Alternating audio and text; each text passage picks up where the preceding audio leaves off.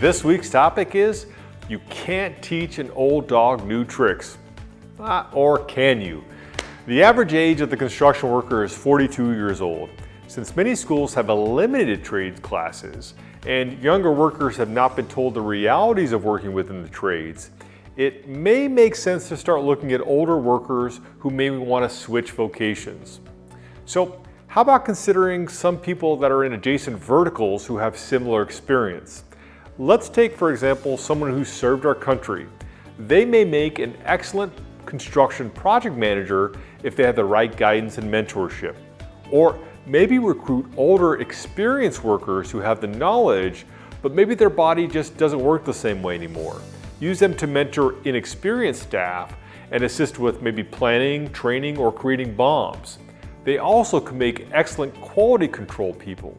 Anyways, with the current economic state and aging population, construction companies should be looking at new and unique ways to recruit employees.